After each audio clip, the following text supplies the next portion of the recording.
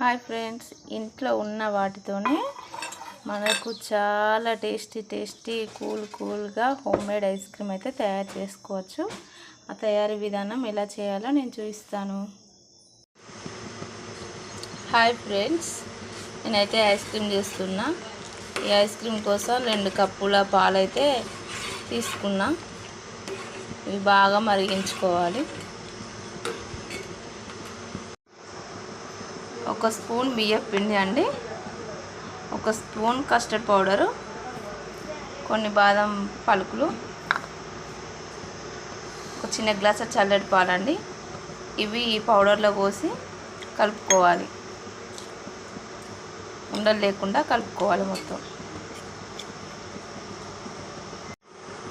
అలాగే బియ్యం పిండిలో కూడా కొన్ని పాలు పోసి దీన్ని కూడా ఉండలు లేకుండా కలుపుకోవాలి మెల్లగా. ఇది కస్టర్డ్ పౌడర్ అండి. ఇది మన కిరాణా షాప్లో దొరుకుతుంది.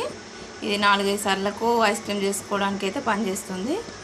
ఇక కలిపి పెట్టుకున్న పాలను ఈ పాలల్లో యాడ్ చేసుకోవాలండి, కొంచెం కొంచెం.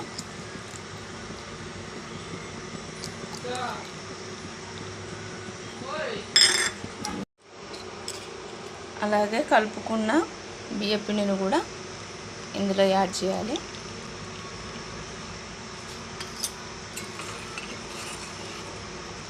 ఇది చిక్కగా అయ్యేదాకా కలుపుకోవాలండి.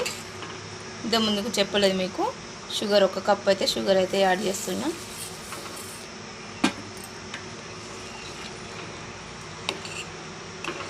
ఇప్పుడు నచ్చిన వాళ్ళు ఇంక యాలకులు కూడా యాడ్ చేసుకోవచ్చండి. నేనైతే కొన్ని బాదం పలుకులు మాత్రమే వేస్తున్నా.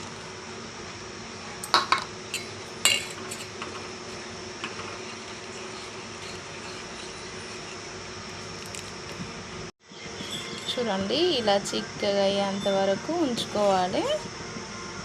చిక్కగా వేసినాక దించుకోవాలి.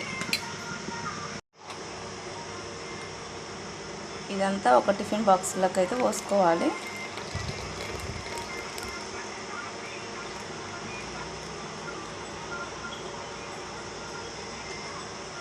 ఇది బాగా చల్లారిన తర్వాత డీప్ ఫ్రిడ్జ్లో పెట్టాలండి.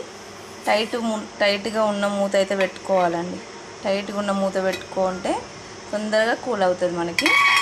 మాటి కల్లా మూత తీసి అయితే చూడకూడదు. లాస్ట్ ఒక 3-4 గంటల తర్వాత గడ్డ కడుతుందండి. ఓకేనా ఫ్రెండ్స్? చూడండి, బాగా గడ్డ కట్టే రకనైతే ఉంచుకోవాలి.